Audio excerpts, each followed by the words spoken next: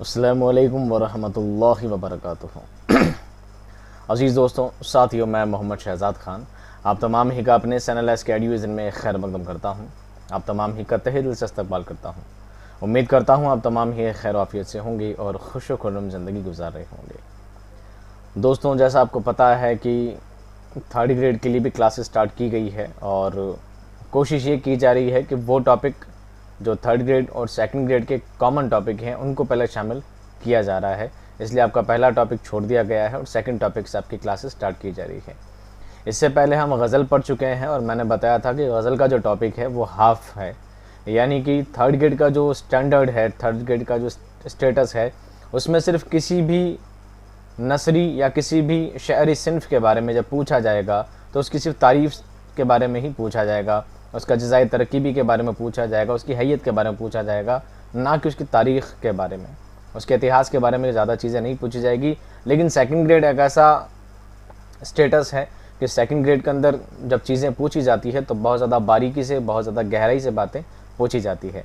इसलिए मैंने पहले गज़ल वाले टॉपिक को जो पढ़ाया था तो सिर्फ उसकी हैयत को ही, उसकी बनावट को और उसके जज़ाए तरकीबी वगैरह के बारे में ही बताया था, उसके इतिहास यानी उसकी तारीख़ के बारे में कुछ भी नहीं बताया था। आज की जो क्लास दोस्तों आपकी क्लास है, आज की क्लास में हम पढ़ने जा रहे हैं मरसिया। क्या पढ़ने जा रहे हैं? मरसिया। उर्दू ज़बान की बहुत अहम तरीन सिन्फ में इसका शुमार होता है और बहुत ज़्यादा इम्पॉर्टेंट है, बहुत ही ज़्यादा आसान है, ज़्यादा से मुश्किल सवाल नहीं आते हैं। अगर आप ढंग से एक एक चीज़ को सुन लेते हैं, समझ लेते हैं तो उम्मीद करता हूँ कि एग्ज़ाम तक आपको दोबारा देखने की ज़रूरत नहीं पड़ेगी। तो चूँकि हम आज इस टॉपिक को शुरू करने से पहले ये बताना चाहूँगा कि अगली बार मैंने गज़ल का पूरा टॉपिक नहीं पढ़ाया था, आधा ही पढ़ाया था, लेकिन आज वाले टॉपिक में हम ना सिर्फ मरसिया के अज्ज़ाए तरकीबी, ना सिर्फ इसकी हैयत और बनावट के बारे में पढ़ेंगे बल्कि इसकी तारीख़ भी साथ साथ पढ़ते चलेंगे। अगर थर्ड ग्रेड का आपका स्टेटस है तो आप आधी क्लास छोड़ के जा सकते हैं। सेकंड ग्रेड के बच्चे पूरी क्लास कंटिन्यू देखें ताकि आप पूरा सिलेबस से कवर करना आपके लिए ज़रूरी है। थर्ड ग्रेड के बच्चे चाहें तो कंटिन्यू देख सकते हैं, चाहे तो पूरा देख सकते हैं और चाहे तो ना देखें, कोई दिक्कत नहीं है, आप आधी क्लास में भी छोड़ के जा सकते हैं।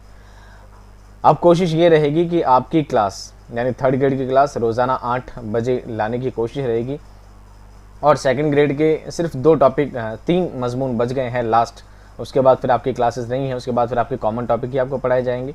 तो सेकंड ग्रेड की क्लास के 3 टॉपिक हैं, 3 मजमून हैं और बहुत ज़्यादा बड़े हैं, बहुत ज़्यादा तवील हैं, इसलिए उनको थोड़ा लाने में ज़्यादा प्रॉब्लम रह रही है। तो कोशिश करूँगा कि सेकंड ग्रेड के भी वो जो 3 मजमून है रोज़ाना 4 बजे क्लास जो आती है उसको हम कंटिन्यू कभी एक दिन छोड़कर या एक बीच बीच में लेकर उसको कंप्लीट करेंगे। लेकिन कोशिश ये की जाएगी कि थर्ड ग्रेड की जो क्लास हमने स्टार्ट की है कॉमन टॉपिक्स की, उसको रोज़ाना हम लाने की कोशिश करेंगे।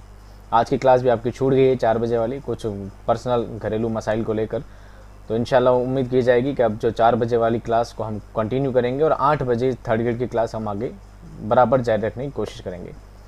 चलिए, बातों का सिलसिला यहीं ख़त्म करने से पहले अगर आपको कुछ शिकायतें हों, आपको कुछ जानना हो, समझना हो, कुछ बात आपको करनी है तो आप कमेंट बॉक्स में अपने सवालात, अपनी क्यूरीज़ शेयर कर सकते हैं और मैं कोशिश करूँगा आपकी इन क्यूरीज़ का जवाब देने की। आप हर एक छोटी छोटी बात व्हाट्सएप पे ना करके आप कमेंट बॉक्स में लिखें तो बेहतर होगा।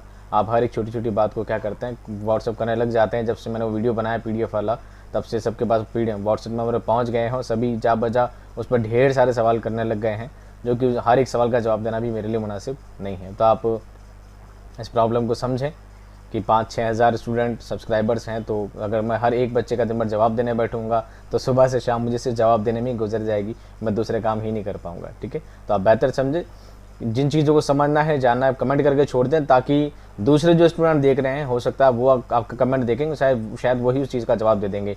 क्योंकि होता ये है अक्सर ऐसी जो भी आपके सवालात होते हैं, जो भी आपकी क्यूरीज़ होती है, उन हर क्यूरीज़ को मैं एक ना एक अगली से अगली क्लास में कहना है कि आपकी क्यूरीज़ को दूर कर देता हूँ। पिछली क्लास में आपने क्या सवाल किए थे मैं इस क्लास में बता दूंगा, इस क्लास में जो आपके सवाल होंगे मैं अगली क्लास में बता दूंगा। तो ऐसा नहीं है कि कोई सवाल आपके छूट जाते हैं, हमेशा कोशिश की जाती है आपके सारे सवालों के जवाब देने की।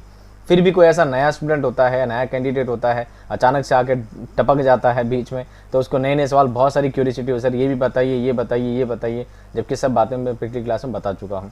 तो बेहतर है आप पिछले वीडियोस देखें ताकि आपकी क्यूरीज दूर हो सके। आपको लगे बहुत ही ज़्यादा ज़रूरी सवाल है कि हर कोई मेरे जवाब नहीं दे सकेगा या ये बात जानना मेरे लिए बहुत ज़्यादा ज़रूरी है, आप सिर्फ वही कमेंट करें। चलिए, मेरी बातों से बहुत सारे लोगों को शिकायत है वैसे ही, तो हम शुरू करते हैं दोस्तों आज का टॉपिक। आज का टॉपिक है दोस्तों मरसिया। क्या है?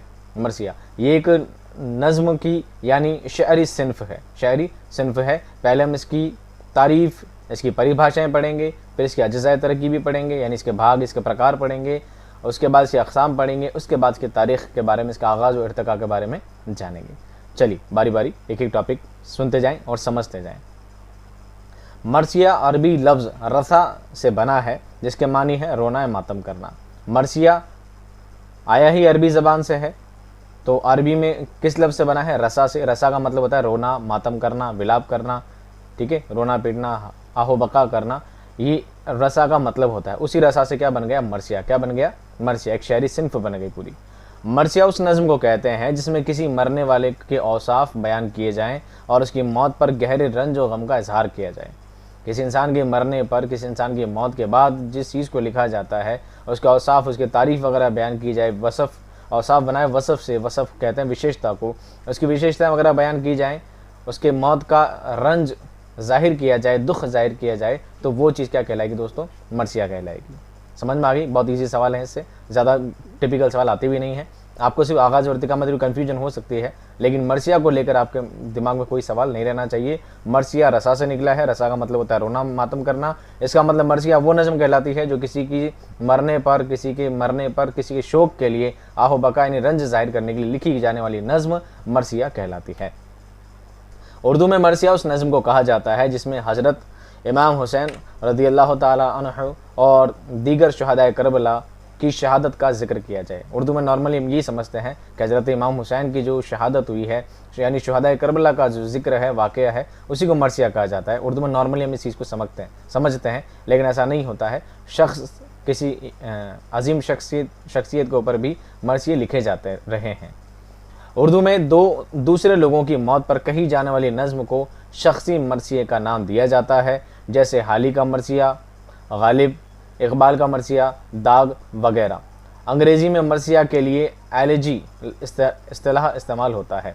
अंग्रेज़ी में मरसिया को एलेजी कहा जाता है। क्या कहा जाता है? एलेजी कहा जाता है। आपको सिर्फ इतना ही याद रखना है, इससे ज़्यादा डीपली सवाल इससे ज़्यादा नहीं आने वाला है, ठीक है। तो जो शुहदाए करबला के लिए लिखे जाते हैं वो करबलाई मरसिये होते हैं, और जो किसी शख्स के ऊपर लिखे जाते हैं वो शख्सी मरसिये कहलाते हैं। अब बात करते हैं दोस्तों मरसिया की हैयत के बारे में, क्योंकि किसी भी चीज़ की, किसी भी सिन्फ की, अदब में किसी भी सिन्फ की एक बनावट होती है, एक शक्ल सूरत होती है, उसी चीज़ को हैयत कहा जाता है। तो मरसिया की हैयत क्या है उसके बारे में हम जानते हैं। किसी सिन्फ की शक्ल, सूरत, बनावट या साख्त हैयत कहलाती है। साख्त कहते हैं रचना को, साख्त कहते हैं रचना को, तो उसको हैयत कहते हैं। क्या कहते हैं? हैयत कहते हैं। इब्तदाई दौर में नज़्म की हर शक्ल में मरसिया लिखा जाता था। जब मरसिया की शुरुआत होने लगी थी तो नज़्म की जितनी भी सिन्फ होती थी, जितने भी प्रकार होते थे, उन सभी प्रकारों में मरसिया लिखे जाते थे। मसलन मरबा, मुखम्मस, मुसद्दस, मुसल्लस वगैरह सभी में। अब ये जब नज़्म वाला टॉपिक आपको पढ़ाएंगे तो इन सब के बारे में डीपली समझाएंगे। सब क्या होता है? मरबा यानी 4-4 लाइनों वाली ऐसी नज़्म जिसमें 4-4 लाइनों के एक बंद शामिल होते हैं, उसे मरबा कहते हैं। मुखम्मस ऐसी नज़्म जिसमें 5-5 बंद होते हैं, 5-5 लाइन कर, यानी 2 लाइन ऊपर होती है, फिर 1 लाइन बीच में होती है, फिर 2 लाइन का एक बंद होता है, फिर 1 लाइन बीच में होती है। ऐसा जो सिस्टम होता है उसे मुखम्मस कहा जाता है। और मुसद्दस जिसमें 6-6 लाइनें होती हैं, जिसमें 6-6 लाइन के बंद जिस नज़्म में होते हैं उसे मुसद्दस कहा जाता है। इससे पहले हम मुसद्दस हाली पढ़ चुके हैं, अगर सेकंड ग्रेड के बच्चों को पता है, सेकंड ग्रेड की कैंडिडेट्स को पता है, मैंने मुसद्दस हाली पढ़ाई थी तो पता है उसमें 6-6 लाइन शामिल की गई है। पहले 2 लाइन इधर होती है, 2 लाइन सामने होती है और 2 लाइन फिर नीचे होती है, यानी 6 लाइन का एक बंद होता है, उसे मुसद्दस कहा जाता है, ठीक है। इस तरह मुसल्लस होता है, मुसन्नात होता है, मुखम्मस होता है, ये सभी चीज़ें 2, 4, 5, 6, 4 से लेकर स्टार्ट होता है, 3 से स्टार्ट होता है और 10 तक जाता है, उसका आगे भी जाता है अलग, ठीक है। तो ये सब एक बंद के फॉर्मेट होते हैं, लेकिन मरसिया सबसे ज़्यादा किस में लिखे जाता है? मुसद्दस में। किस में लिखे जाते हैं? मुसद्दस में। अब कैसा है आगे इसके बारे में जानेंगे, लेकिन आखिर में मरसिया के लिए मुसद्दस का इस्तेमाल होने लगा। शुरुआत में सभी राइज थे, सभी में लिखा जाता था। 4 लाइन के, 5 लाइन के, 6 लाइन के मरसिये लिखे जाते थे। 6 लाइन के नहीं, 6 लाइन के बंद वाले, सिर्फ 6 लाइन में ख़त्म नहीं हो जाते थे, 6 लाइन के, 5 लाइन के बंद वाले मरसिये लिखे जाते थे। और आगे जाकर मुसद्दस ही परफेक्ट समझा गया किसके लिए? मरसिया के लिए। ये है, ये सबसे पहले सौदा ने इस्तेमाल की। किसने इस्तेमाल की दोस्तों? सौदा ने। अब सौदा कौन है? बहुत अजीम शायर हैं, इनके बारे में आपको आगे पढ़ाएंगे। वो नज़्म जिसके हर बंद में 6 मिसरे हों मुसद्दस कहलाती है। ये मैंने समझा दिया है वर्बली, पर कुछ स्टूडेंट जिन्होंने PDF ली है वो इस चीज़ को अगर ना समझ पाए, इसलिए उनके लिए मैंने लाइन एक्स्ट्रा ऐड कर दी है ताकि वो चीज़ को देखकर याद कर सके किस तरह ने हो सकता है क्या बताया हो उस वक्त वो क्लास में पढ़ने के टाइम चीज़ को ध्यान न रख पाए तो बाद में इसको पढ़कर भी याद कर लेंगे, हाँ सर ने 6 लाइन के बारे में बताया था। पहले 4 मिसरों में एक काफिया होता है और आखिर के 2 मिसरों में अलग काफिया होता है। मसलन मीर अनीस का एक मरसिया का बंद देखें। यानी होता क्या है, पहले जो 4 मिसरे होते हैं, पहले 4 लाइन का एक काफिया अलग होता है और लास्ट की 2 लाइन में अलग होता है। ये मरसिया का फॉर्मेट होता है, मुसद्दस का फॉर्मेट होता है। अब आप समझेंगे मरसिया 6 लाइन का फॉर्मेट होता क्या है। तो देखिए मैंने इसको एक मीर अनीस का एक मरसिया का एक क्या लिया फॉर्मेट लिया है ना। अब इसको आप 4 लाइन को समझें, इसको देखें किस तरह मरसिया लिखे जाते हैं। एक बंद मैंने यहाँ पे शामिल किया है, ऊपर की जो 4 लाइन है और नीचे की जो 2 लाइन है, इस तरह 6 लाइन के बंद में मुसद्दस के फॉर्मेट में मरसिया लिखा जाता है। पहले की 4 लाइन में कांप रहा है, कांप रहा है, कांप रहा है 4 बार है, इनका रदीफ काफिया इनका अलग है। और नीचे पर, सिपर को और पर को, ये 2 अलग हो गए। ठीक है, मैं इसको पढ़ के समझा देता हूँ क्या है मरसिया।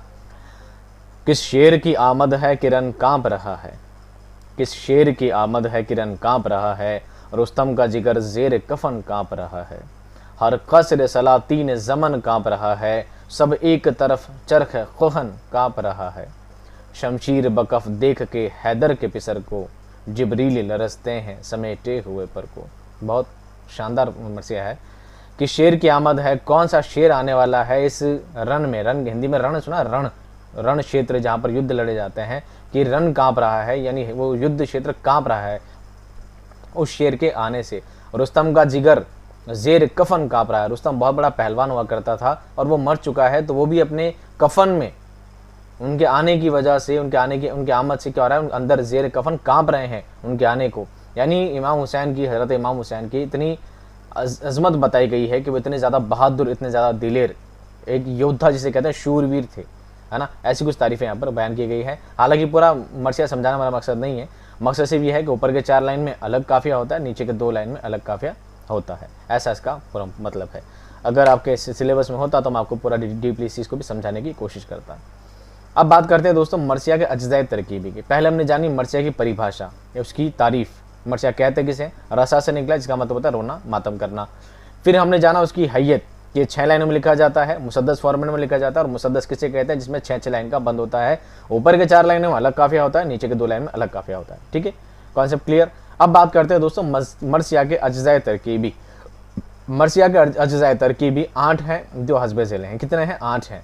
आपको सीक्वेंस याद रखना है, सीक्वेंस में आपको एक बार मैं याद करा दूंगा बहुत इजीली तरीके से। आपने किताब में 10 बार पढ़ा होगा, आपको याद नहीं हुआ होगा, पर मैं आपको बहुत इजी तरीके से याद करा दूंगा। मरसिया का अज्जाए तरकीब है दोस्तों 8। कितने हैं, 8। चेहरा, सरापा, रुखसत, आमद, रजज, रज्म, शहादत और बैन। शहादत और बैन, बी नहीं दोस्तों, बैन। क्या है, बैन। याद कैसे करोगे, 2-2 के टुकड़ों में। कैसे याद करोगे, 2-2 के टुकड़ों में। चेहरा, सरापा, रुखसत, आमद, रजज, रज्म, शहादत और बैन। ठीक है, अब इन सब का मतलब क्या है देखिए। अब आप मरसिया को जब याद करेंगे, मरसिया की जब पूरी तारीफ याद करेंगे, अज्जाए तरकीब को जब याद करने पाएंगे तो याद कैसे करेंगे। सबसे पहले शायर क्या बयान करता है, चेहरा बयान करता है। क्या बयान करता है, चेहरा।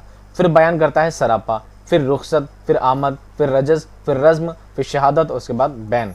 ये मरसिया लिखने का एक फॉर्मेट होता है, एक तरीका होता है। चेहरे से मुराद क्या होती है, इसमें शायर बात करता है चेहरे के बारे में। तो चेहरा वो नहीं है जिसके बारे में मरसिया लिखा जा रहा है, उसका चेहरा नहीं। चेहरे से मुराद है मरसिया का चेहरा। यानी मरसिया लिखते वक्त सबसे पहली चीज़ क्या होती है, वहाँ का मंजर बयान किया जाता है। मान लीजिए सुबह का मंजर है, मान लीजिए शाम का मंजर है, रात की तारीकी है, ठीक है, किसी खुदा की तारीफ़ की जाती है, कुछ भी इस तरह की बात उसमें शामिल करके एक स्टार्टिंग फॉर्मेट उसको दिया जाता है। उसके बाद क्या होती है, सरापा। सरापा लफ्ज़ बना है सर तापा, सर तापा, पा यानी होता पैर, यानी सर से लेकर पैर तक की जो मरसिया का हीरो है, सर से लेकर उसके पैर की तारीफ की जाती है। सबसे पहले एटमॉस्फेयर बयान किया जाता है जिसे बोलते हैं चेहरा। फिर बयान किया जाता है सरापा, यानी उसके सर से लेकर पैर तक की तारीफ की जाती है कि बहुत दिलेर है, शूरवीर है, योद्धा है ना।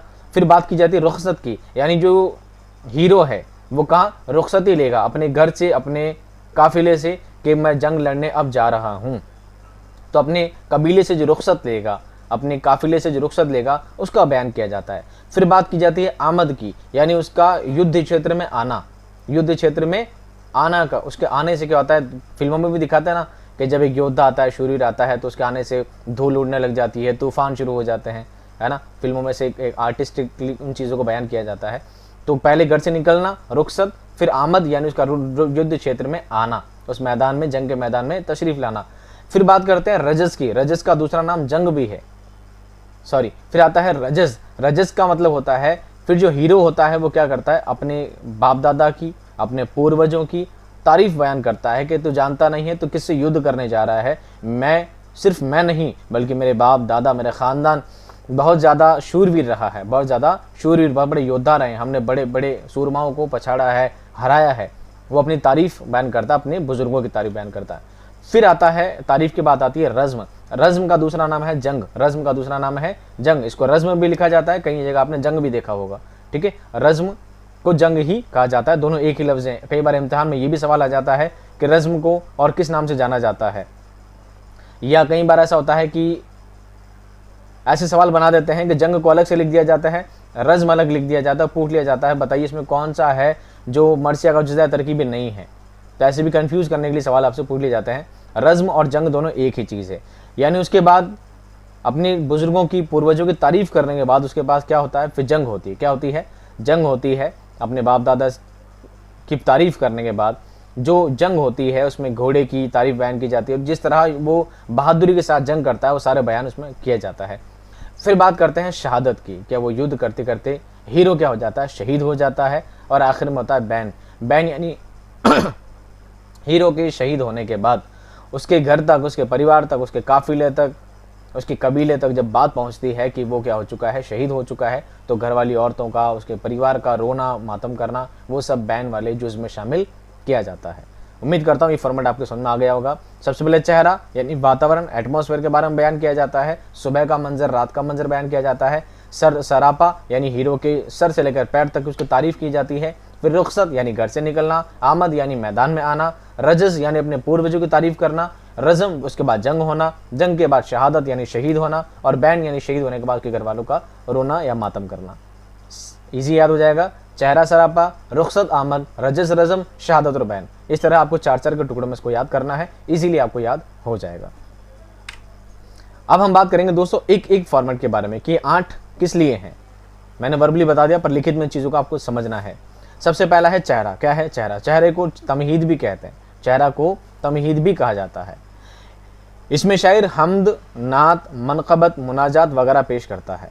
अब ये क्या चीज़ें हैं? हमद यानी खुदा की तारीफ़, नात यानी खुदा के रसूल की, खुदा के नबी की तारीफ़, मनक़बत और मुनाजात ये खुदा से दुआ के लिए लिखी जाती है, दुआ के तौर पर लिखी जाती है। ये सब चीज़ें इसमें किसमें चेहरा में शामिल की जाती है। इसमें शायर सुबह का मंजर, रात का समा, गर्मी की शिद्दत, दुनिया की बेसबाती, सफ़र की दुश्वारी और अपनी शायरी की तारीफ़ तमहीद के तौर पर बयान करता है। ये सारी चीज़ें में शामिल हो जाती है। मर्सी में चेहरे की इब्तिदा भी सौदा से ही होती है। सबसे पहले सौदा ने ही चेहरे की शुरुआत की थी। दूसरा है सरापा। क्या है सरापा? इसमें हीरो के कदो कामत, खदो खाल, लिबास और दीगर औसाफ बयान किए जाते हैं। यानी हीरो के तारीफ़ बयान की जाती है कि हीरो किस फॉर्मेलिटी में है, हीरो का कदो कामत कैसा है, हीरो की पर्सनालिटी कैसी है, उन सब चीज़ों को सरापा में बयान किया जाता है। सरापा का मतलब सर और पा, यानी सर यानी सिर से, पा यानी पैर तक उसकी तारीफ़ की जाती है। फिर बात करते हैं रुखसत की। किसकी करते हैं? रुखसत की। इसमें हीरो का यानी कि हज़रत इमाम हुसैन रज़ियल्लाहु तआला अन्हु का से जंग में जाने के लिए इजाज़त तलब करना और अजीज़ों से रुखसत हासिल करने का बयान होता है। अब हीरो से मुराद क्या है? क्योंकि ज़्यादातर मर्सिये तो शुहदाए करबला के लिए ही लिखे जाते हैं, ज़्यादातर मर्सिये तो शुहदाए करबला पर ही लिखे जाते हैं। तो शुहदाए करबला में सबसे आखिर में इमाम हुसैन शहीद होते हैं। उससे पहले उनके घर वाले जितने भी होते हैं, उनका काफ़िला जो 72 का जो काफ़िला होता है, बारी बारी सब जंग में जाते हैं। तो हज़रत इमाम हुसैन से क्या लेते हैं? इजाज़त लेते हैं उस जंग में जाने के लिए। तो इजाज़त का जो वक्त होता है उसको रुखसत में लिखा जाता है। उसके बाद बात करते हैं दोस्तों आमद की। आमद का मतलब क्या होता है? इसमें हीरो का घोड़े पर सवार होकर शान और शौकत से मैदान जंग में जाने और आमद के सिलसिले में हीरो के घोड़े की तारीफ़ का बयान होता है कि वो सिर्फ खुद इतना बहादुर नहीं है बल्कि उसका घोड़ा भी इतना बहादुर है, और उसका घर से निकलकर मैदान जंग में आने का जो वाकया होता है वो सारा आमद में बयान किया जाता है। उसके बाद बात आती है दोस्तों रजस की। इस हिस्से में हीरो अपने ख़ानदान की तारीफ, अपने बुजुर्गों के कारनामों का जिक्र और जंग के मामलात में अपनी महारत और बहादुरी का बयान करता है कि तुम जानते नहीं हो तुम किससे युद्ध लड़ने जा रहे हो, किससे जंग लड़ने जा रहे हो। ना सिर्फ मैं इतना बहादुर हूँ बल्कि मेरे बाप दादा, मेरे पूर्वजों ने इतने बड़े बड़े लोगों के साथ जंग की है और सभी को हराया है। ऐसी सब बातें वो क्या करता है, ललकारना, इसको इतना अब अगले वाली पार्टी को जिससे वो जंग लड़ने जा रहा है उसे क्या करता है, ललकारता है। सरापा में मर्सिया को हीरो की तारीफ करता है, जबकि रजस में हीरो को अपनी तारीफ करते हुए दिखाया जाता है। इसमें ये फ़र्क भी है, ये बात का फ़र्क है कि सरापा में भी तारीफ हो रही है और रजस में भी तारीफ हो रही है। फ़र्क ये है, सरापा में हीरो की तारीफ की जाती है कि हीरो खुद कितना बलशाली है, कितना ताकतवर है, लेकिन रजस में क्या होता है, हीरो खुद तारीफ करता है, खुद की नहीं बल्कि अपने पूर्वजों की तारीफ करता है अपने मुंह से। तो इन दोनों में क्या थोड़ा फ़र्क है, इस चीज़ को कॉमन नहीं समझ लेना। सरापा में हीरो की तारीफ होती है, रजस में हीरो के पूर्वजों की, उसके आबा व अजदाद की तारीफ की जाती है। उसके बाद आता है रज़्म। क्या आता है, रज़्म। रज़्म का दूसरा नाम जंग है, इसलिए मैंने ऑब्लिक लगाकर यहाँ पर लिख रखा है। इसमें हीरो का किसी नामी पहलवान या दुश्मन से बड़ी बहादुरी से लड़ना, जंग के सिलसिले में हीरो के घोड़े, तलवार और दूसरे हथियारों की तारीफ की जाती है और जंग के वाक़यात बयान किए जाते हैं कि किस तरह जंग लड़ी गई। वो सारी बातों को डिटेल्स में बयान किया जाता है। जंग लड़ने के बाद क्या होती है, शहादत। तो अगला टॉपिक है शहादत। इसमें हीरो का दुश्मन के हाथ से ज़ख्मी होकर शहीद होने का बयान होता है और शहादत के वाक़यात बयान किए जाते हैं। यानी हीरो का दुश्मन के हाथों से ज़ख्मी हो जाना और ज़ख्मी होने के बाद शहीद हो जाना, इस दुनिया फ़ानी से परवाज़ कर जाना, वो सब बातें इसमें शहादत में बयान की जाती है। और आखिरी जुज़ है बैन। क्या है, बैन। जब हीरो की शहादत की खबर उसके घर वालों, ख़ासकर औरतों के पास पहुंचती है तो वो उस पर मातम करती हैं, रोना, पीटना, विलाप करना, ये सब चीज़ें उसमें नज़र आती है और वो सारी बातें बैन में शामिल हो जाती है। उम्मीद करता हूँ 8 टॉपिक आपको ईजीली समझ में आ गए होंगे। ऐसी कोई बात नहीं जिसमें आपको समझ में नहीं आई हो। सबसे पहले क्या है, चेहरा, फिर सरापा, फिर रुखसत, फिर आमद, फिर रजस, फिर रज़म, फिर शहादत और फिर बैन। इजी है, नहीं समझ में आया दोस्तों वीडियो को वापस रिपीट करके देख लीजिएगा। इस जुज़ यानी बैन में औरतों के मातम को दिखाया जाता है। बैन में हीरो की मैयत पर उसके अजीज़ों, रिश्तेदारों और मखसूस औरतों के रोने और बैन करने का बयान होता है। मर्सी के आखिरी 2 अज्जा यानी शहादत और बैन इसका असल मौजू होते हैं। इनकी कामयाबी पर मर्सिया निगार की कामयाबी का दारोमदार होता है। यही वजह है कि शहादत और बैन की पेशकश में शायर अपना सारा ज़ोर कलाम सर्फ करता है और अपने अशार को मौसर बनाने की कोशिश करता है। इससे सवाल बनता है, एक लास्ट पॉइंट पढ़ देता हूँ मैं। इब्तिदा में मर्सिये से मुराद वो नज़में होती थी जिनमें इमाम हुसैन की शहादत और उनके अहबाब की शहादत या मैदान करबला के वाक़यात और हादसात को पेश किया जाता था। लेकिन उसके बाद मर्सिया आगे बढ़ा, मर्सिया ने वुसअत पाई और मर्सिया में शख्सी मर्सिये भी लिखे जाने लगे। सवाल क्या बनता है दोस्तों आखिरी, कि मर्सिया निगार किस जुज़ में अपना पूरा ज़ोर कलाम साबित करता है, किस में सबसे ज़्यादा स्पेशलिटी होनी चाहिए, वो होता है दोस्तों शहादत और बैन। शहादत और बैन। मर्सिया लिखा क्यों गया, आप खुद सोचें इस कॉन्सेप्ट क्या है, मर्सिया क्यों लिखा गया है। मर्सिया लिखा गया है किसी की मौत पर, किसी की वफ़ात पर। यानी इंसान मौत हो चुका है, फौत हो चुका है, उसकी मौत आ चुकी है, इंसान वफ़ात पा चुका है, दुनिया फ़ानी से जा चुका है, अब उसके ऊपर क्या लिखा जा रहा है, मर्सिया लिखा जा रहा है। तो मर्सिया का मेन असल जुज़ क्या हुआ, उसकी वफ़ात, उसकी मौत, उसका इंतकाल, ये सबसे उसका मेन पॉइंट है। और मौत के वक्त क्या है, लोगों का, उसके घर वालों का रोना मातम करना, वही मैं भी कर रहा हूँ। मर्सिया निगार क्या जाहिर करना चाहता है, वो मैं भी कर रहा हूँ, मैं भी रो रहा हूँ, उसकी याद में, उसके गम में मुझे बड़ी तकलीफ़ है, वो तकलीफ़ मैं यहाँ पर आपके सामने पेश करना चाह रहा हूँ। मर्सिया निगार का ये फ़न होता है। तो ऊपर की चीज़ें भले ही कैसी भी हो, जंग हुई हो, घर से निकला हो, कैसे पहुँचा हो, वो सब बातें इतनी अहम नहीं होती है जितना होती है शहादत। उसने शहादत कैसे पाई और घर वालों का रो रो कर कैसा हाल हुआ। यानी शहादत और बैन आखिर के जो 2 जुज़ होते हैं उसमें शायर अपना पूरा ज़ोर कलाम साबित कर देता है, यानी पूरा ज़ोर लगा देता है उन चीज़ों को बहुत ही ज़्यादा बारीकी से, बहुत ज़्यादा मौसर अंदाज में, बहुत ज़्यादा प्रभावी ढंग से आपके सामने पेश करने के लिए। तो ये आपका सवाल क्या बनता है, किसमें ज़ोर कलाम साबित करता है, शहादत और बैन में। अब बात करते हैं दोस्तों मर्सिया के अक़साम। एक ही पेज है, ज़्यादा बड़ा नहीं है। मर्सिया के अक़साम से 2 ही होती है, वो सब थे मर्सिया के अज्ज़ा तरकीबी। अज्ज़ा कहते, अज्ज़ा बने दोस्तों जुज़ से, जुज़ कहते हैं हिस्से को, अंग को। ये हमारे जितने भी है ना अज्ज़ा, आज़ा जिसको बोलते हैं, अज्ज़ा, आज़ा को बोलते हैं हिस्से को। वो सारे 8 हिस्से हैं उसके, बारी बारी स्टेप बाई स्टेप मर्सिया लिखे जाते हैं। लेकिन ये मर्सिया के अक़साम है नहीं, मर्सिया के प्रकार हैं। मर्सिया के 2 प्रकार हैं, करबलाई मर्सिये और शख्सी मर्सिये। 2 ही मर्सिये होते हैं। पहला करबलाई मर्सिये को किसे कहते हैं? जो हज़रत इमाम हुसैन रज़ियल्लाहु तआला अन्हु और उनके साथियों और वाक़यात करबला पर लिखे गए हों। करबलाई वाक़यात करबला पर जो भी मर्सिये लिखे जाते हैं वो करबलाई मर्सिये कहलाते हैं। और वाक़यात करबला के अलावा जो मर्सिये लिखे गए हैं वो शख्सी मर्सिये कहलाते हैं। इसमें कौमी रहनुमा, असातिज़ा, सियासतदां, मजहबी शख्सियत, इल्मी शख्सियत और मर्सिये लिखे जाते हैं। यानी अब अगर वाक़यात करबला के मर्सिये नहीं लिखे जाएंगे तो दूसरे कौन से होंगे? दूसरे लोगों के लिए जो लिखे जाते हैं वो शख्सी मर्सिये कहलाते हैं। अब शख्स कौन से हो सकते हैं? कौमी रहनुमा, यानी कौम की रहनुमाई के लिए जो लोग खड़े हुए हैं, जिसको आप क्या कहते हैं? समाज सुधारक। हिंदी में क्या कहते हैं? समाज सुधारक। जिसमें हज़रत इकबाल को, अल्लामा इकबाल को ले सकते हैं। असातिज़ा, अपने उस्ताद के लिए लिखा जा सकता है। आपके उस्ताद बहुत ज़्यादा आपको अजीज़ हो, बहुत ज़्यादा, एक न एक दिन मुझे भी दार फ़ानी से जाना है, इस दुनिया से वफ़ा पानी है, तो क्या पता आप मेरे लिए लिख दो, आप इतने बड़े पहुँचे इंसान निकल जाओ। असातिज़ा, हाली ने लिखा है गालिब के लिए, हाली के बहुत ज़्यादा चहेते उस्ताद थे, ठीक है। सियासतदां, यानी कोई राजनीति वाला इंसान, कोई पॉलिटिकल इंसान हो सकता है, यानी हम APJ अब्दुल कलाम के लिए लिख सकते हैं। मजहबी शख्सियत, कोई धार्मिक इंसान हो सकते हैं, ठीक है। सिर्फ ज़रूरी नहीं है कि करबला वाले हज़रत करबलाई वाक़ियों पर ही लिखा जा सकता है, किसी अल्लाह के वली पर भी लिखा जा सकता है, या किसी इल्मी शख्सियत के मर्सिये भी लिखे जा सकते हैं। तो 2 ही फॉर्मेट होते हैं, एक करबलाई मर्सिये, एक शख्सी मर्सिये। अब करबलाई मर्सिये तो हज़रत इमाम हुसैन और वाक़यात करबला पर लिखे जाते हैं, लेकिन शख्सी मर्सिये भी बहुत सारे लिखे होते हैं, जिसमें ख़ास, बहुत ज़्यादा ख़ास जो लिखे गए हैं वो 4-5-5-7 नाम मैं आपके सामने बता देता हूँ।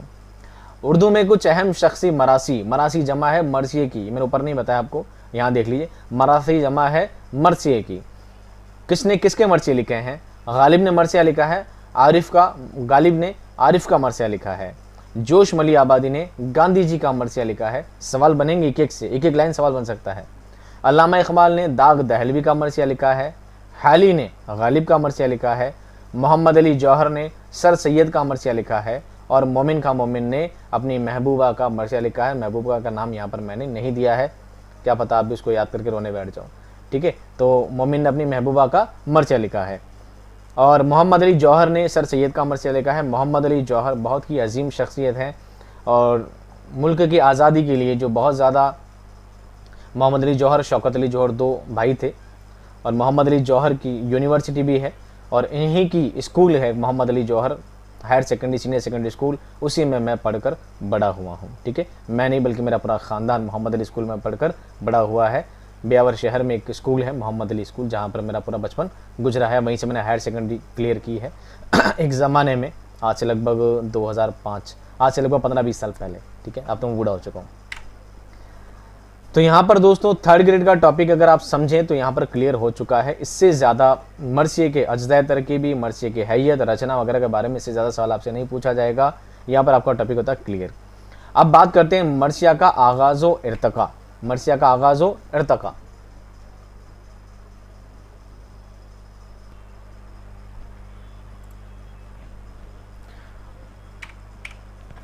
अब बात करते हैं दोस्तों मर्सिया का आगाज़ व इर्तिका, यानी समझने, समझाने, सीखने वाली जो बातें थी वो हम पहले वाली क्लास में, यानी इससे पहले वाले टॉपिक में, इससे पहले जितनी भी देर आपकी क्लास चली उसमें पढ़े हैं। मर्सिया का आगाज़ और इर्तिका ये कोई समझने समझाने वाली चीज़ें नहीं है, हमें इसको पढ़ना है और पढ़कर ही याद करना है। इसका कोई सॉल्यूशन, कोई उपचार इसका नया नहीं है। आप बस वीडियो को या तो रिपीट कर करके सुने, या आप चाहें तो PDF लेकर बाद में कंटिन्यू पढ़ के देख सकते हैं, ठीक है। 3rd ग्रेड के स्टूडेंट चाहें तो जा सकते हैं, चाहे तो क्लास में बैठे रहें, आपके कुछ काम ही आएगा, ठीक है। मर्सिया का आगाज़ व इर्तिका। आगाज़ कहते हैं दोस्तों शुरुआत को, इर्तिका कहते हैं विकास को।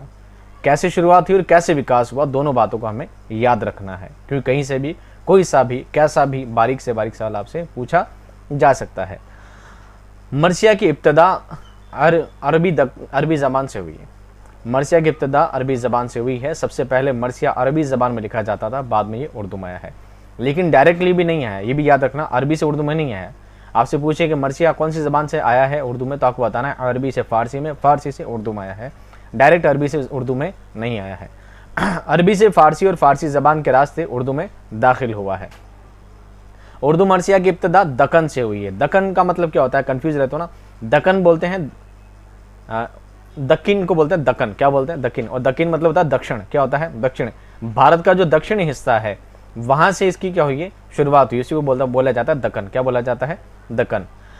डॉक्टर रशीद अहमद मूसवी, सिद्दीकी नहीं है, ठीक है, वो भी बहुत बड़े तनकीद निगार हैं। यहाँ पर क्या लिखा हुआ है, डॉक्टर रशीद अहमद मूसवी के मुताबिक पहला मरसिया गो शायर बुरहानुद्दीन जानम है। बुरहानुद्दीन का नाम है, जानम का तखल्लुस है, ठीक है, सिर्फ इनके अकॉर्डिंग। हालांकि आपसे पूछा जाए कि मरसिया पहला मरसिया गो शायर कौन है, तो कुली कुतुब शाह। कौन है, कुली कुतुब शाह। सिर्फ डॉक्टर रशीद अहमद सिद्दीकी के डॉक्टर रशीद अहमद मूसवी के मुताबिक बुरहानुद्दीन है।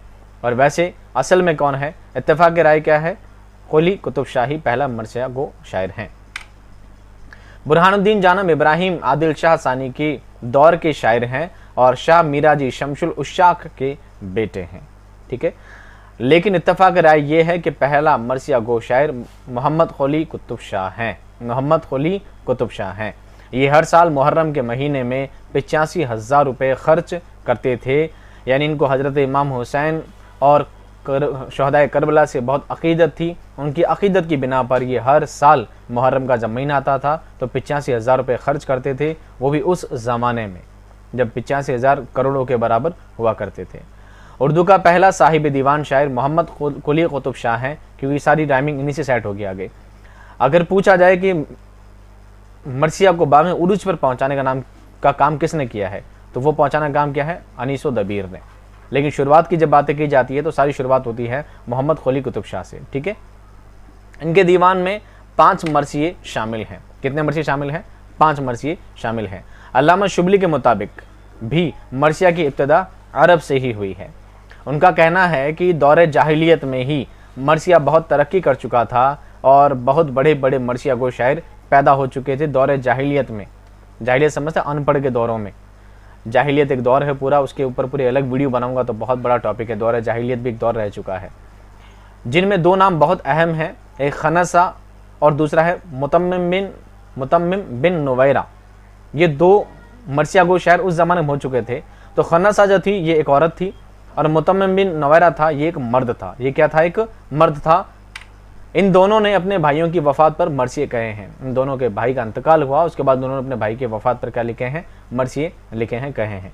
इसके बाद अरबी अदब के ज़ेर असर फ़ारसी में मरसिये की इब्तिदा हुई। अरबी में लिखे जाने लगे, उनको देख देख कर फ़ारसी ज़बान में मरसिये लिखे जाने लगे। फिर फ़ारसी के ज़ेर असर उर्दू में मरसिये लिखे जाने का रिवाज शुरू हुआ।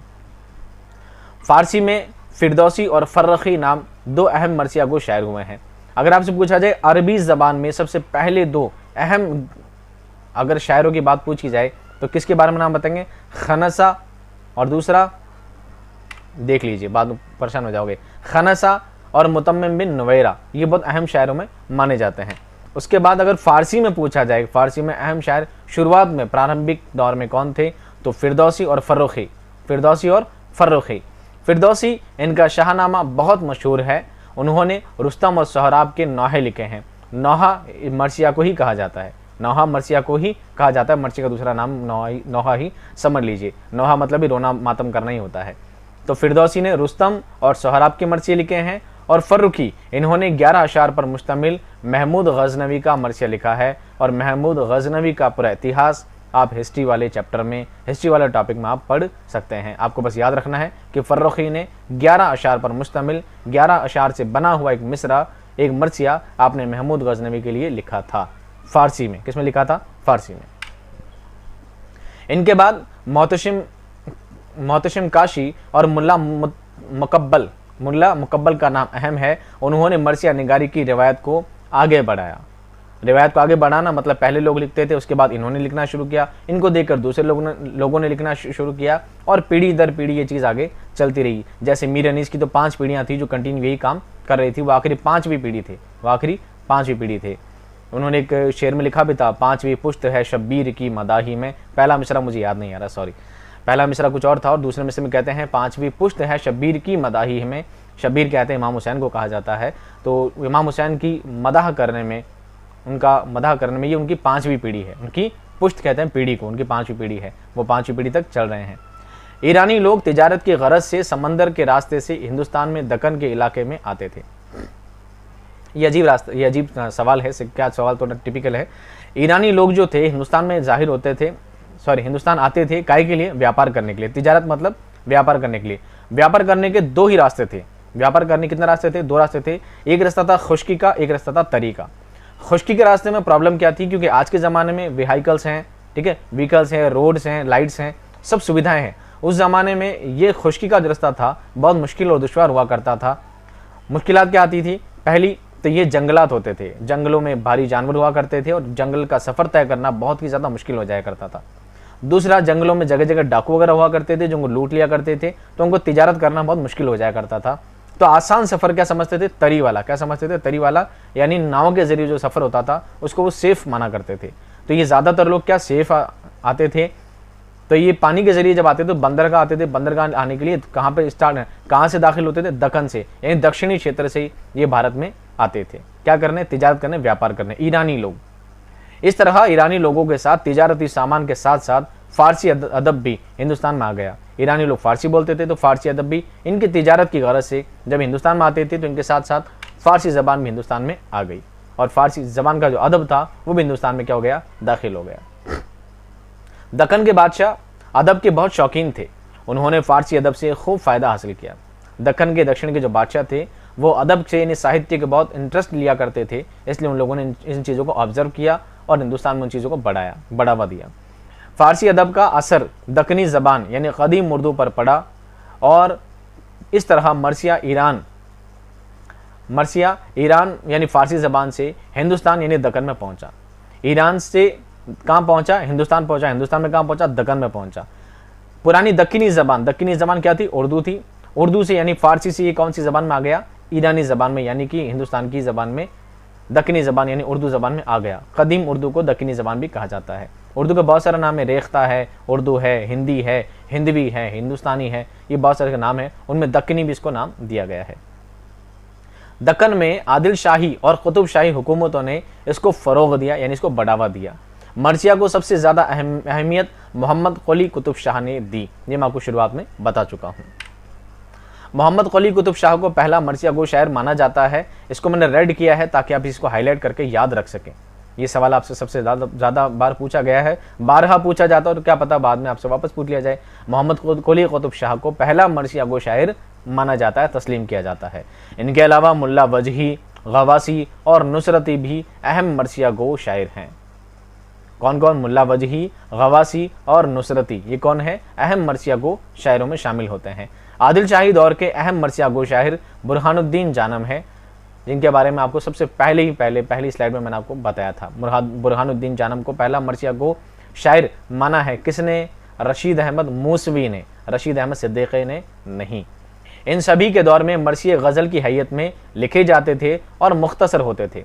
यानी ये जो दौर था, कौन सा? मुल्ला वजही का, गवासी का, नुसरती का और बुरहानुद्दीन जानम का जो दौर था, उसमें मर्सिये लिखे जाते थे गज़ल के फॉर्मेट में, यानी दो मिसरों में लिखे जाते थे। लेकिन फ़र्क क्या था? ये बहुत छोटे होते थे, छोटी सी बातों में, चंद मिसरों में ही मर्सिया कंप्लीट कर दिया जाता था। आगे जाकर जैसे जैसे दौर बढ़ा, अदवार चेंज हुए, दक्कन में मर्सिया मरबा की शक्ल में लिखे जाते थे। यानी जब गज़ल के फॉर्मेट में लिखे जाते थे, दक्कन में मरबा की शक्ल में लिखे जाते थे। मरबा एक फॉर्मेट है, 4-4 लाइनों में, 4-4 बंद में जो शामिल होते हैं उसे मरबा कहा जाता है।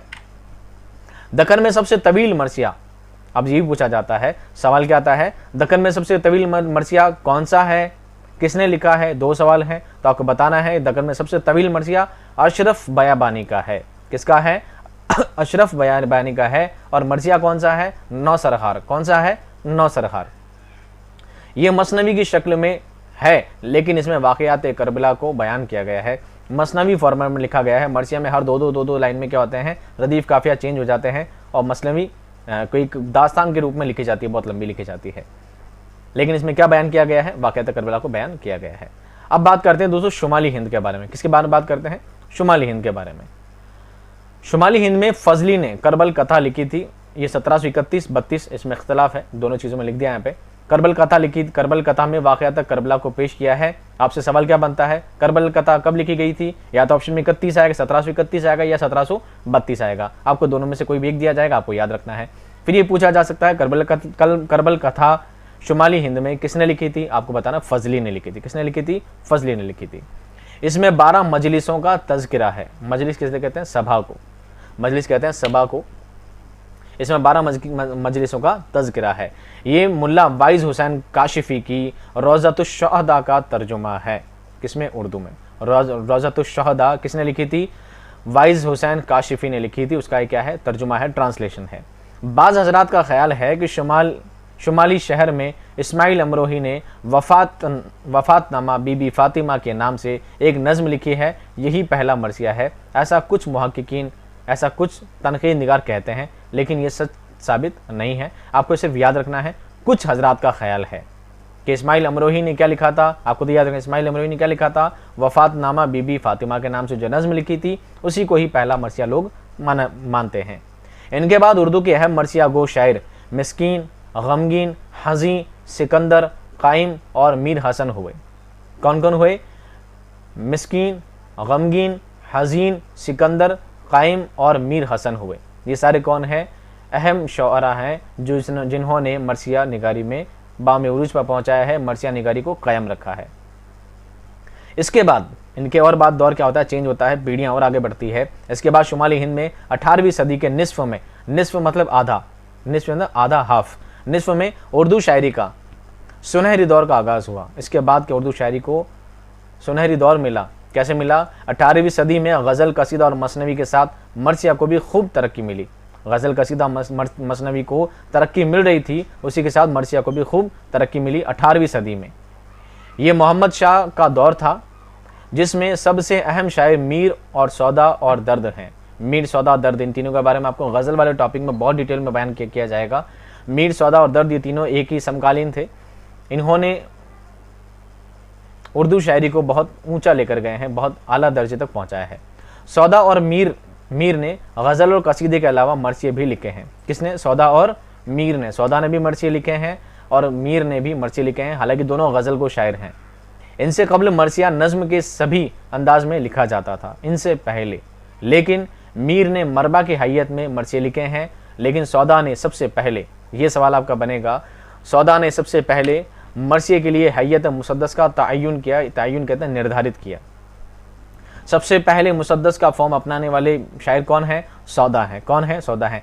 किसके लिए मुसद्दस फॉर्म चुना गया? मरसिया के लिए चुना गया। मरसिया के लिए कौन सा फॉर्म सबसे पहले सौदा ने चुना? आपको बताना, मुसद्दस चुना। ठीक है, आपको चारों पांचों सवाल आपको घुमा फिरा के आपसे पूछे जा सकते हैं। सबसे पहले सौदा ने मुसद्दस फॉर्म को, मुसद्दस हैयत को मरसिया के लिए मुतय्यन किया, तयन किया, यानी निर्धारित किया। सौदा और मीर ने आखिरी दौर में लखनऊ चले गए और उन्होंने अक़ीदत और मोहब्बत के साथ मरसिए लिखे हैं। अक़ीदत कहते हैं किसी से अक़ीदत रखना, अपना अक़ीदा मजबूत रखना, यानी इन लोगों को हज़रत इमाम हुसैन और वाक़यात करबला से बहुत ज़्यादा उनसियत थी, मोहब्बत थी, अक़ीदत थी हज़रत हुसैन से। तो इन्होंने क्या किए? बहुत सारे मरसिया लिखे हैं। सौदा ने 72 मरसिए लिखे हैं। कितने लिखे हैं? 72 मरसिए लिखे हैं। सौदा ने फ़िक्र और फ़न दोनों एतबार से मरसिए को मुतासिर किया है। फ़िक्र और फ़न दो अलग चीज़ें हैं। फ़िक्र कहते हैं सोच को, फ़न कहते हैं कला को। यानी सोच के एतबार से भी आपने बहुत अजीम मरसिए लिखे हैं, और फ़न के एतबार से भी, लिखने के तरीके से भी आप ही ने क्या किया? उसके अज्ज़ाए तरकीबी निर्धारित किए हैं, तयन किए हैं। इनके अलावा कायम चांदपुरी भी अहम मरसिया गो शायर थे, जो उनके हम असर थे, हम असर समकालीन, उन्हीं के टाइम में थे कायम चांदपुरी।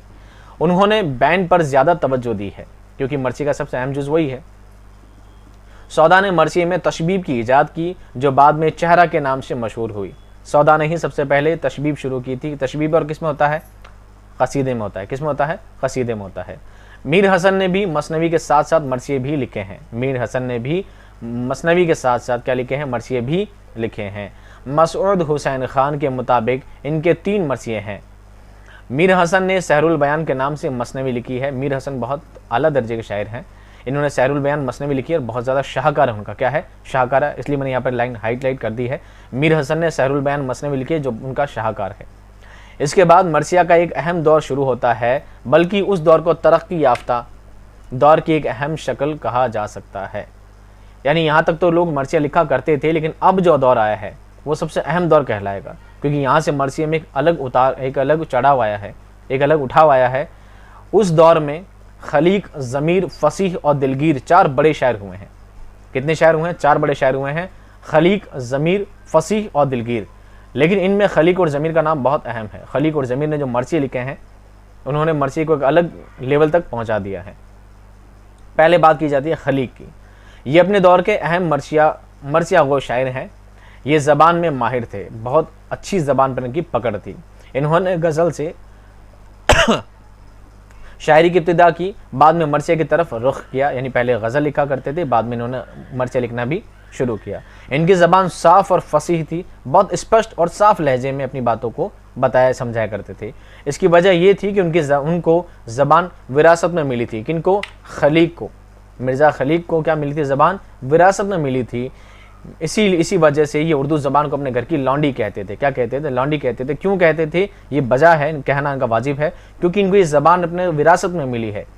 खलीक जो थे, मैंने एक चार्ट बनाया यहाँ पर, ज़ाहिक, मीर हसन, खलीक और अनीस इन्हीं के सुपुत्र हैं, इन्हीं के फर्जंद हैं। यानी खलीक को उर्दू ज़बान यानी मरसिया निगारी विरासत में मिली है। खलीक के वालिद थे मीर हसन, जो अजीम शायर थे और मरसिया निगार भी थे। मीर हसन के वालिद थे मिर्ज़ा ज़ाहिक, जो भी क्या थे? अजीम शायर थे और साथ में मरसिया गो भी थे। और खलीक के फर्जंद हैं मीर अनीस, और इन्होंने तो मरसिया निगारी को कहाँ पहुँचाया है आज तक। मरसिया का जब भी नाम लिया जाता है तो अनीस का नाम सबसे ऊपर लिया जाता है। मरसिया निगारी का जब भी नाम लिया जाता है तो अनीस का नाम बाम उरूज पर, सर फहरिस्त पर अनीस का नाम सबसे ऊपर आया जाता है। हालांकि अनीस और दबीर दोनों बराबर के थे, लेकिन किसी वजह से अनीस का नाम ऊपर लिया जाता है, वो मैं आपको बाद में बताऊंगा क्यों लिया जाता है। इन्होंने कदीम रंग के बजाय जिद्दत से काम लिया। इन चारों ने, यानी खलीक ने क्या किया है, जो पुराना तरीका, पुराना रवैया जो चलता आ रहा था, उसको चेंज किया और जिद्दत तरीके ने नए तरीकों को आपने राइज करने की कोशिश की है। ज़मीर, इन्होंने रज़मिया मरसिया की बुनियाद रखी है। अब रज़मिया क्या होता है, यह मैं आपको बात बताऊंगा। उन्होंने मरसिया को इस्तदलाल अंदाज में पढ़ने के साथ साथ लवाजिमात पर भी तवज्जो दी है। किसने? ज़मीर ने। यानी उन्होंने उर्दू मरसिया के लिए अज्ज़ाए तरकीबी मुतय्यन किए हैं। अब ये बात आती है कि अज्ज़ाए तरकीबी उर्दू मरसिया में किसने मुतय्यन किए, किसने निर्धारित किए हैं? तो किसने किए? ज़मीर ने। किसने किए हैं? ज़मीर ने। लेकिन ये पूछा जाए कि मुसद्दस फॉर्म सबसे पहले किसने इस्तेमाल किया है, वो किया है सौदा ने। किसने किया है? सौदा ने। यह हैयत किसने इस्तेमाल की है? सौदा ने। लेकिन अज्ज़ाए तरकीबी सबसे पहले किसने शामिल किए हैं? ज़मीर ने किए हैं। ज़मीर से कबल मरसिया तरन्नुम में पढ़े जाते थे, एक लय के साथ, संगीत के साथ पढ़े जाते थे। ज़मीर पहले मरसिया गो शायर हैं जिन्होंने तरन्नुम के बजाय तहत अल्फाज में पढ़ने का रिवाज कायम किया। अब तहत अल्फाज क्या चीज़ होती है, अगली लाइन में देखें। तहत अल्फाज से मुराद शेर का एक एक और अलग अलग मानी समझ में आ जाए, इस तरह ढंग से पढ़ना, रुक रुक कर पढ़ना, तरीके से पढ़ना किसने शुरू किया? ज़मीर ने शुरू किया। ये चारों हजरात लखनऊ के रहने वाले थे। कौन कौन? वापस देख लीजिए। खलीक, ज़मीर, फसीह और दिलगीर, चारों ही कहाँ के थे? लखनऊ के रहने वाले थे। लेकिन खलीक और ज़मीर का नाम इसमें ज़्यादा रहता है।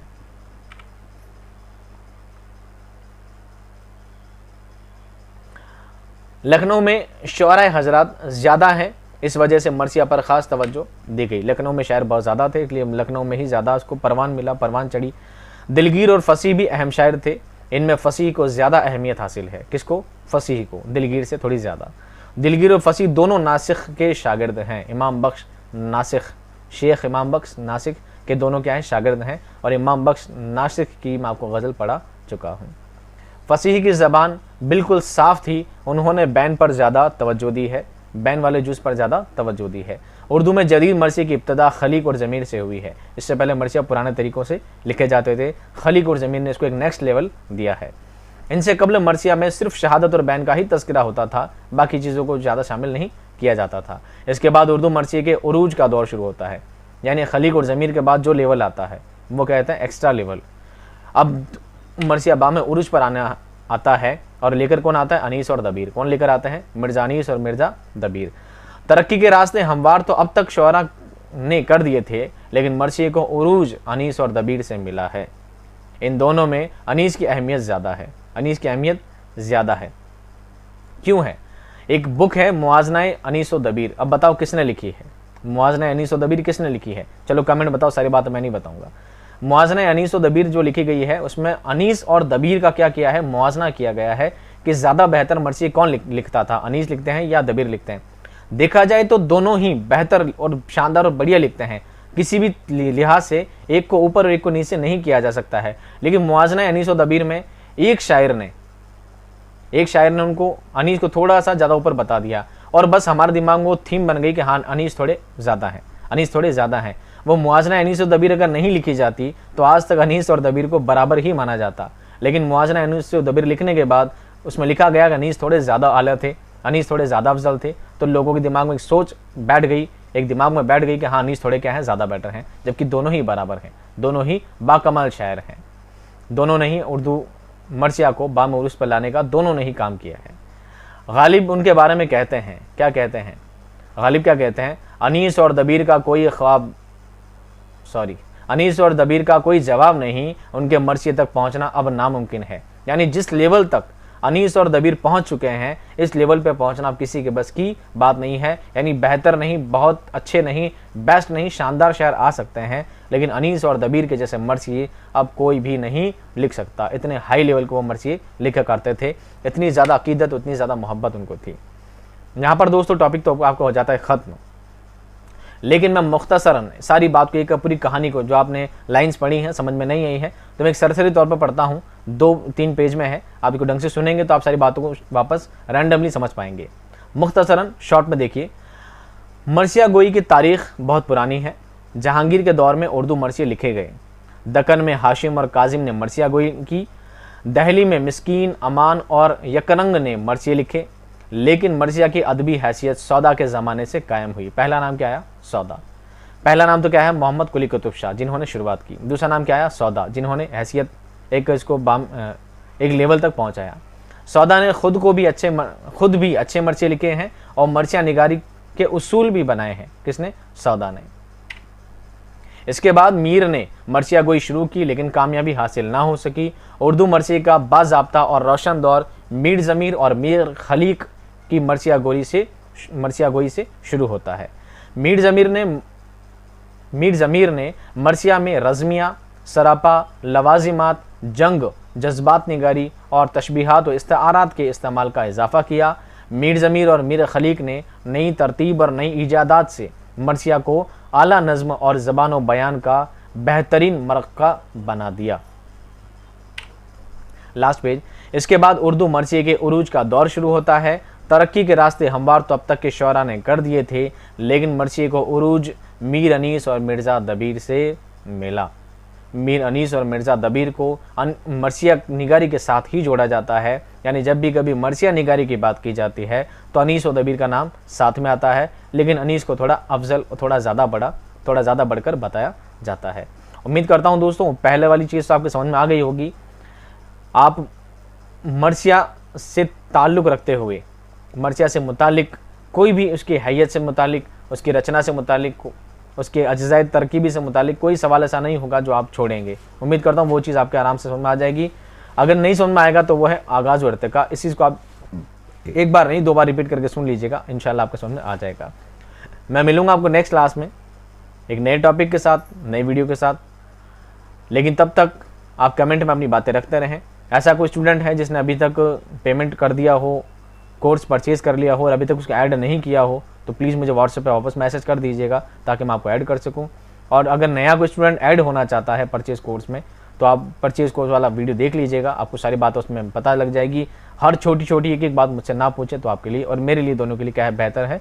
इस तरह आपका वक्त ज़ाया नहीं होगा, क्योंकि मैं ज़्यादा जवाब नहीं दे पाऊँगा, फिर आप परेशान हो जाओगे। बेहतर है आप वीडियो देख लीजिए। मिलता हूँ दोस्तों आपको नेक्स्ट क्लास में शानदार टॉपिक और ज़बरदस्त वीडियो के साथ। तब तक खुश रहिए, आबाद रहिए। खुदा हाफिज़।